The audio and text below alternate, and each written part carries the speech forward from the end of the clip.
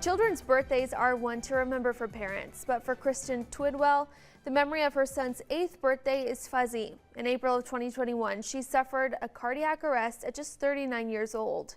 She now is using her story to make automated external defibrillators, or AEDs, more accessible by bringing a first-of-its-kind device to Lancaster County. 1011's Brandon Muting spoke with the family today and has more on their story.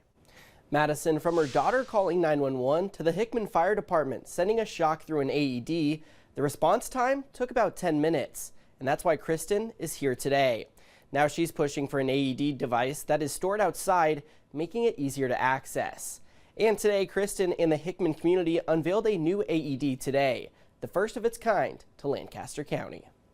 4 years ago on her son's birthday, Kristen Twidwell felt something that was off. I was describing it as the classic indigestion symptoms. But those symptoms were way more serious. Kristen stood up while watching a movie with her family and collapsed. Her husband, Drac, taking initiative by taking life-saving precautions. Both my kids were there, so my daughter, called 911. I was then given CPR to my wife. The fast response time from her family and the Hickman Fire Department saved her life. Now Kristen is taking the day where she nearly lost her life and turning it into hope, raising $2,500 for an outdoor AED for her community.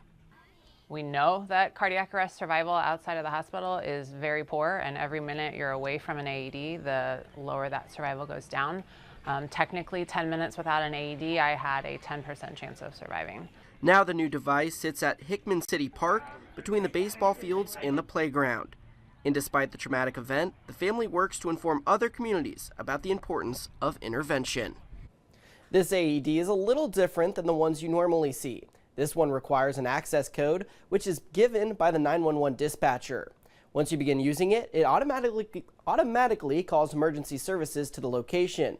If you're interested in bringing an AED like this one to your community, we have links with this story on our 1011 News app. Reporting in the newsroom, Brandon Muting, 1011 News.